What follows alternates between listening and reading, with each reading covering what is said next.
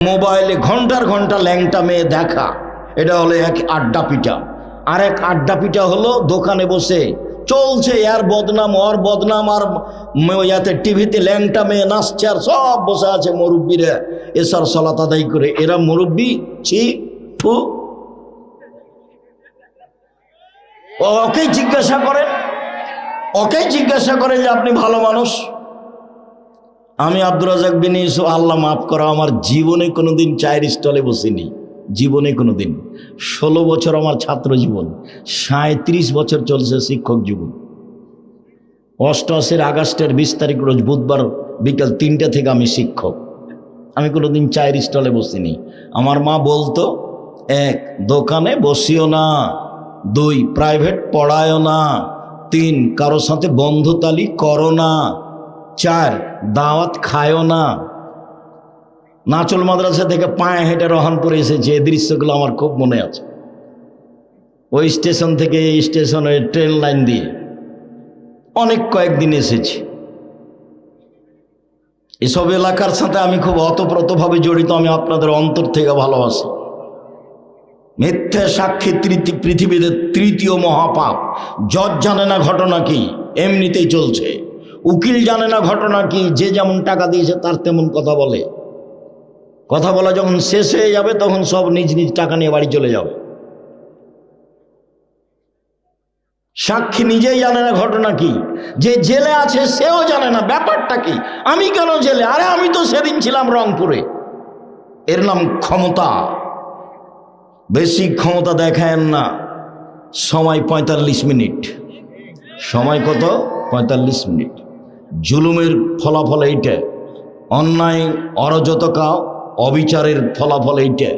ফেরাউনের এর চেয়ে কম 2-3 মিনিট, ডুবলো নাই। ফেরাউন আধ সামুদ্রে এর চেয়ে কম, হঠাৎ বিদ্যুৎ আসলো নেই। এই 30 সেকেন্ড 1 মিনিট আধ সামুদ্র শেষ হয়ে গেছে। ফেরাউন সব মিলে 2-3 মিনিট হতে পারে, যেভাবে বোঝা যায়। এ ডুবলো, এ গেল, এ উঠলো, এ ডুবলো, শেষ। জুলুম, জীবনে জুলুম করবেন না। সহজ পথ, 5 ওয়াক্ত সালাত, হালাল রুজি। হালাল রুজিতে আমি বলেছি চকলেট বিক্রি করে খাওয়ার কথা। আমি চকলেট বিক্রি করে খেতে বলিনি। আমি বলেছি চকলেট বিক্রি মানে কম পয়সার ব্যবসা। চকলেট বিক্রি মানে কম পয়সার ব্যবসা। ধোঁকাবাজি কেন? শুনুন সম্মানিত দিনী ভাই বোন, এখানে আর একটা কথা বলা থাকছে, সময়ের গতিতে আসতে পারে। উপার্জনের জন্য 4টা পথ। 1 দিন মজুরি, কিষান কামলা, পাট খাওয়া, সন্ধ্যায় টাকা শেষ। 2 চাকরি, 25 দিনই টাকা শেষ হয় সাধারণত। 3 জমি চাষ, হয় সমান সমান, না হয় লস। 4 ব্যবসা। তখন আল্লাহ রসুল বলছেন, ইন্না তাজিরা সাদিকাল আমিন ইয়াকুনু ইয়াউমাল কিয়ামাহ সাদা সিদ্দিকিন। আল্লাহ আম্বিয়া, সত্যবাদী বিশ্বস্ত ব্যবসায়ীরা বিচারের মাঠে নবীগণের সাথে থাকবেন। কিন্তু অবাক কথা, ইব্রাহিম আলাইহিস সালামের সাথে থাকা যাবে। ব্যবসায়ী ও জাপান থেকে মাল নিয়ে আসে ইনপোর্টে, চট্টগ্রামে নামাই, সেই ব্যবসায়ী? জি না। যে বাদাম বিক্রি করে সেও ব্যবসায়ী, যে চকলেট কলা বিক্রি করে সেও ব্যবসায়ী। সত্যবাদী হতে হবে। ঘটনা এমন কেন সেটা অন্য সময়ে। 1 দিন মজুরি। আল্লাহ রসুল বললেন, ঘাম শুকানোর আগে টাকা দিয়ে দাও, টাকা দিয়ে দাও, টাকা দিয়ে দাও। কিষান কামলার টাকা সন্ধ্যায় দিয়ে দাও। আর চাকরি মাসিক বেতন নির্ধারিত করলেন, তারপর বলেন, এই সাবধান, এই সাবধান, যা বেতন দিয়েছি সেটাই। কোন রকম করে যদি আবার টাকা ইনকাম করো তাহলে এটা আত্মসাৎ, সাবধান। 3 জমি চাষ। অন্তর শক্ত হয়ে যায়, পছন্দ করছেন না আল্লাহর নবী। অন্তর শক্ত হয়ে যায় জমি চাষে, মানুষ ভীরু হয়ে যায়, মানুষ সঠিক পথে আগাতে পারে না জমি চাষ। তাহলে 3টেরই খুব ভালো ফল বললেন না। 4 ব্যবসা। তখন বলছেন সত্যবাদী বিশ্বস্ত ব্যবসায়ীরা নবীদের সাথে জান্নাতে থাকবেন। শুধু তাই নয়, আবার বলছেন, ইয়া মাশারাত তুজ্জার, হে ব্যবসায়ীরা শোনো, ইন্নাল বায়আ ইয়াহজারুল কিযব ওয়াল হালাফ। ব্যবসাতে মিথ্যা কথা চলে আসে, কসম চলে আসে। ব্যবসাতে মিথ্যা কথা চলে আসে, কসম চলে আসে, অজান্তে চলেই আসে। ফাসুবহু বিসাদকা, দান করে মিটিয়ে দাও। ব্যবসার সময় এভাবে বললেন। শুধুমাত্র ব্যবসা করে আপনি জাতির উপকার করতে পারেন, অসহায় মানুষের পাশে দাঁড়াতে পারেন। একটু আগে দানের কথা বলছিল, তা ভারত বাংলাদেশ পাকিস্তানে আমরা বুঝেছি যে দান চাই তার প্রয়োজনে চাই। মানে আমাদেরকে বুঝাতে ভুল করেছে। আমাদেরকে বুঝতে হবে আমি আমার প্রয়োজনে দান করি। ইবাদতের জগতে সবচেয়ে শক্তিশালী, ক্ষমতাধর, পাওয়ারফুল ইবাদত হলো দান। ইবাদতের জগতে সবচেয়ে শক্তিশালী, ক্ষমতাধর, পাওয়ারফুল ইবাদত হলো দান। সালাত আদায় করে জান্নাত পাওয়া যায়, জান্নাত কিনা যায় না। হজ করে জান্নাত পাওয়া যায়, জান্নাত কিনা যায় না। রমজান মাসে সিয়াম থেকে জান্নাত পাওয়া যায়, জান্নাত কিনা যায় না। দান এমন একটা জিনিস যা দিয়ে জান্নাত কিনা যায়। এরকম কোনো ইবাদত পৃথিবীতে নেই। দান এমন একটা ইবাদত যা দিয়ে মাল বালা মুসিবত দূর হয়ে যায়। দান এমন একটা ইবাদত যা দিয়ে সমস্যা দূর হয়ে যায়। দান এমন একটা ইবাদত যা দিয়ে কবরের শাস্তি বন্ধ হয়ে যায়। দান এমন একটা ইবাদত যা দিয়ে মরা মানুষের পাপ মিটে যায়, বুখারী মুসলিমের হাদিস। দান এমন একটা জিনিস যা হলো দলিল। বিচারের মাঠে আমি দাঁড়াবো, আমি জান্নাত পাবো। আল্লাহ বলবেন কেন? আমি বলবো আমার কাছে দলিল আছে, এই জমি আমার, এই যে দলিল, এ বাড়ি আমার, এই যে দলিল, জান্নাত আমি পাবো। কেন? এই যে আমার কাছে দলিল আছে। দান দিয়ে আল্লাহকে সন্তুষ্ট করা যায়। দান দিয়ে মানুষের পাপ মিটে যায়, যেভাবে পানি দিয়ে আগুন নিভিয়ে যায়। ওটা ব্যতিক্রম ইবাদত। শুধুমাত্র ব্যবসা করেই মানুষ অসহায় মানুষের পাশে দাঁড়াতে পারে। এই জন্য রাসূল সাল্লাল্লাহু আলাইহি সাল্লাম ব্যবসার কথাটি এইভাবে উল্লেখ করেছেন। বাকি পদ্ধতিতে মানুষ অসহায় মানুষের পাশে তেমন দাঁড়াতে পারে না। বলছিলাম শিরক। রাসূল সাল্লাল্লাহু আলাইহি সাল্লাম বললেন, পৃথিবীর মানুষ, লা তুশরিক বিল্লাহ ওয়া ইন কুতিলতা ওয়া হুররিকতা, জ্বালিয়ে দেওয়া হলেও শিরক করো না, হত্যা করা হলেও শিরক করো না, শিরক মহাপাপ। রাসূল সাল্লাল্লাহু আলাইহি সাল্লাম বলেন, আল্লাহ তাআলা বলেন, আদমের ছেলে মেয়ে শোনো, মা দাওয়াতানি রাজাউতানি, তুমি যেভাবে ডাকো আমি সেভাবে থাকি। তুমি যেভাবে ডাকো আমি সেভাবে থাকি। তুমি যেভাবে আশা পোষণ করো সেভাবে আমি পূর্ণ করে থাকি। তুমি যেভাবে আশা পোষণ করো সেভাবে আমি পূর্ণ করে থাকি। আমি ক্ষমা চাইলে ক্ষমা করে দিই। আমি পরোয়া করি না তুমি কত বড় পাপী। আমি পরোয়া করি না তুমি কত বড় পাপী। আদমের ছেলে মেয়ে শোনো, তোমাদের পাপ বেশি হতে হতে যদি আকাশে লেগে যায়, পাপ আর পাপ, আকাশ জমিন ভর্তি আছে। এরপরে যদি আমাকে বলো, যেভাবে বলো আমি সেভাবে থাকি। যেভাবে আশা পোষণ করো সেভাবে পূর্ণ করে থাকি। ক্ষমা চাইলে ক্ষমা করে দিই। পরোয়া করি না তুমি কত বড় পাপী। আমি পরোয়া করি না তুমি কত বড় পাপী। এই কথা আল্লাহ তাআলা আবার বিচারের মাঠে বলবেন। বিচারের মাঠে আমাদের সামনে আসবেন, এসে আল্লাহ বলবেন, আদমের ছেলে মেয়ে শোনো, বিচারের মাঠে তোমরা যেই পরিমাণ পাপ নিয়ে উপস্থিত হয়েছ সেই পরিমাণ আমি ক্ষমা নিয়ে উপস্থিত হয়েছি। তোমাদের যেই পরিমাণ পাপ আমার সেই পরিমাণ ক্ষমা। তোমাদের যেই পরিমাণ পাপ আমার সেই পরিমাণ ক্ষমা। তোমাদের পাপ যত আমার ক্ষমা তত। তোমাদের পাপ যত আমার ক্ষমা তত। যদি শিরক না থাকে, শিরক না থাকলে পাপ ক্ষমা হচ্ছে, শিরক থাকলে হবে না। গাড়িটা চাঁপাইনবাবগঞ্জ যাবে, ঢাকা থেকে ছুটেছে দেশ ট্রাভেলস। সূর্য ডুবার সাথে সাথে গাড়িতে আলো দিলে, এই ছেলে গাড়িতে আলো দিলে কেন? মালিকে বলেছে সূর্য ডুবার সাথে সাথে গাড়িতে আলো দিতে হবে। মালিক হিন্দু নাকি? এই কাজ তো হিন্দুদের। ব্যাপারটা কি বলার সময় বলছে, শাহ মখদুম রহমতুল্লাহ আলাইয়ের পবিত্র জমিনের লক্ষ্যে ছুটছে গাড়ি। শাহ মখদুমের বাবার জমি। অবাক কথা, কালিমায়ের বাবের আকাশ। ওর মায়ের আকাশ, আল্লাহর আকাশ। আমি যখন সিলেট কোর্টে দাঁড়ালাম 5,000 কোটি টাকার মামলা নিয়ে, তা আমাকে জজ বলছে আপনি কি পিস টিভির আলোচক? বললাম জি। আপনার মামলাটা খারিজ করে দিলাম। সত্য পথে থাকেন, যা হবে হবে, সুলি হোক ফাঁসে হোক, অল্প দিন বাঁচতে এসেছি। আমি শিরক করে বাঁচতে রাজি নই। ইনশাল্লাহ আমি কখনো শিরক করে বাঁচতে রাজি থাকবো না। ঢাকাতে করোনা হয়েছে, এক লোককে দেখতে গেছি, জামিয়া সালাফিকে ভালোবাসে এই জন্য। তখন ওরা 2 ভাই বোন আছে আর ছেলে মেয়ে, আমাকে হাত দিয়ে অনুরোধ করছে, হুজুর ভিতরে যাবেন না, হুজুর ভিতরে যাবেন না, আপনি আমার আব্বার গায়ে হাত লাগান না। বলো কি তুমি? আমি রাজশাহীতে গেছি, তোমার বাপের গায়ে হাত লাগিয়ে দোয়া করে যাবো, এই জন্য তোমার বাপের গায়ে হাত লাগিয়ে দোয়া করবই। এতে যদি আমাকে করোনা ধরে, আমি বলবো না তোমার বাপের কারণে আমাকে করোনা ধরেছে, আমি বলবো পৃথিবী সৃষ্টির 50,000 বছর পূর্বে আমার নামে করোনা লেখা হয়েছিল, সেই জন্য ধরেছে।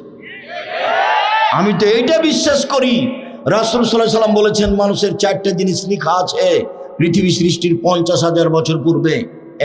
1 হায়াত, জীবন। 2 মরণ। 3 রুজি। 4 রোগ ব্যাধি।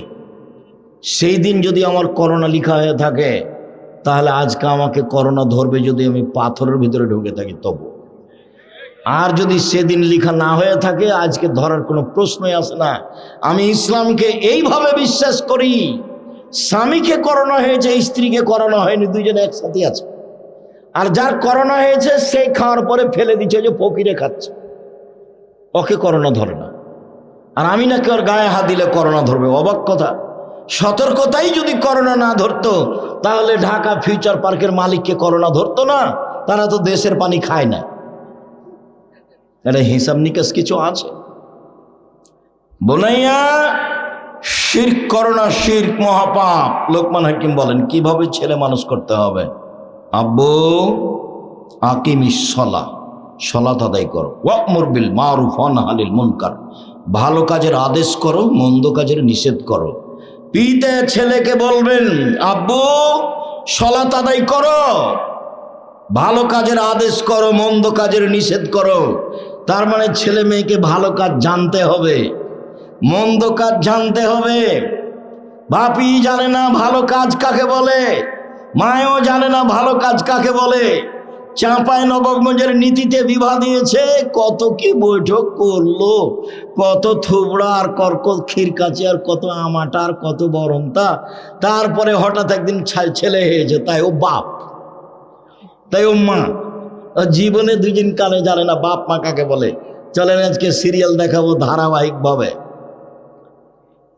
আব্বু সালাত আদায় করো, আব্বু ভালো কাজের আদেশ করো, মন্দ কাজের নিষেধ করো। তার নাম বাপ।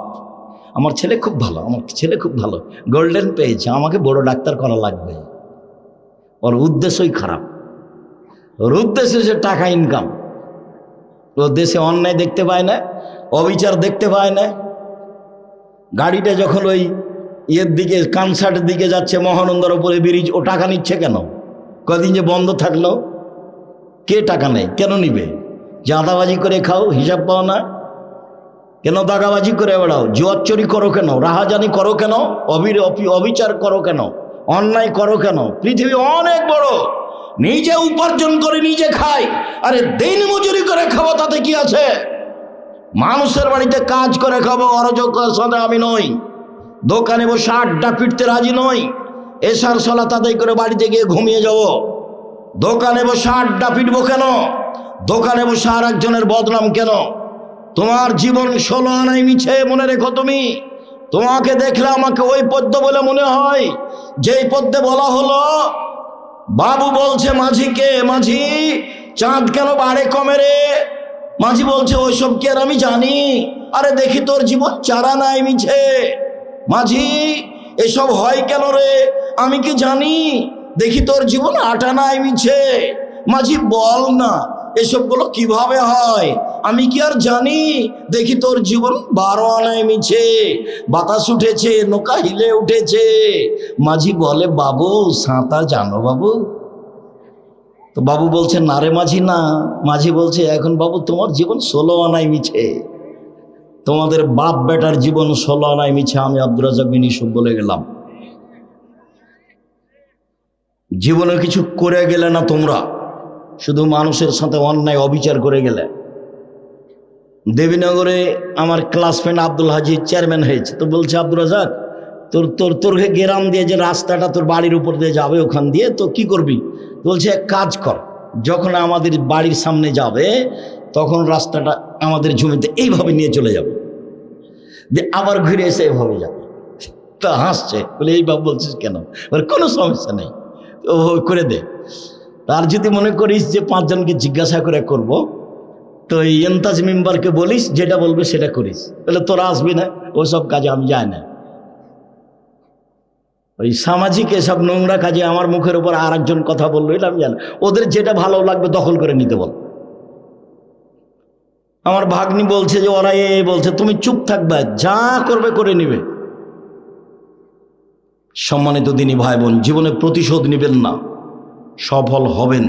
প্রতিশোধ নিবেন না জীবনে, আর কারো বদনাম করবেন না। যা হবে হবে, ধসে যাক, বহে যাক, ডুবে যাক, মান সম্মান হারিয়ে যাক, তাতে আসে যায় না। পাল্টা তার বদনাম করতে রাজি নই, করব না বদনাম, যা হবে হবে। তার বিরুদ্ধে মামলা করব না, জমি দখল করে চেক করেছে। মামলা কারো বিরুদ্ধে করে মানুষকে জেল হাজত দিয়ে 1 মিনিটের জন্য আমি বাঁচতে রাজি নই। সম্মানিত দিনী ভাই বোন, শুনুন, কিভাবে ছেলে মেয়েকে জাহান্নাম থেকে বাঁচাবেন, শিক্ষিত কিভাবে করবেন।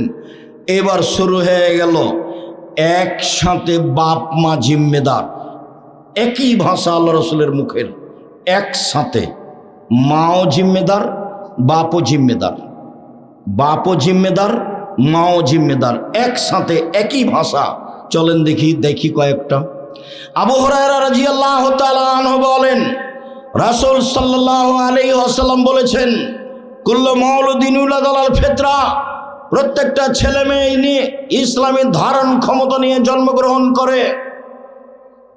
ফাবুহু ইউহাবেদানিহি, তার পিতামাতা তাকে ইহুদি করে দেয়। ইমাজ্জিসানিহি, তার পিতামাতা তাকে আগুন পূজক করে তোলে। ইনাসরানিহি, তার পিতামাতাকে খ্রিস্টান করে তোলে। এই ছেলে বসো, ব্যস্ত হচ্ছ কেন তুমি? চায়ের স্টলে যারা এখন আছে, তুমি কি মনে করছো তারা সফল? তারা হলো নিম্ন শ্রেণীর মানুষ। আমি আব্দুর রাজ্জাক বিন ইউসুফ এখানে এসেছি, ও চায়ের স্টলে কেন? আপনি কি বুঝাতে চাচ্ছেন? যেখানে জিলাপি বিক্রি হচ্ছে সেখানে আপনার মেয়ে কেন গেছে? ও ক্লাস 10-এ পড়ে, ওকে হিন্দুর মেয়ে নাকি? ওই হিন্দুর মেয়ে। আপনি বাপ, আমি আপনাকে বাপ বলে ডাকতে নিষেধ করেছি, আপনার মেয়ে যেন আপনাকে চাচা বলে ডাকে। চলেন আপনাকে দেখাচ্ছি আজকে। আর আপনার স্ত্রীকে আপনার মেয়ে যেন খালা বলে ডাকে। আপনি বাপ হিসেবে উপযুক্ত বাপ নন, এই জন্য আপনাকে চাচা বলে ডাকা উচিত। আমি নিশ্চিত জানি আপনি বাপ, আমি জানি আপনি বাপ, তারপরে আমার আফসোস বলছে, আমার দুঃখ বলছে আপনার ছেলে আপনাকে চাচা বলে ডাকুক।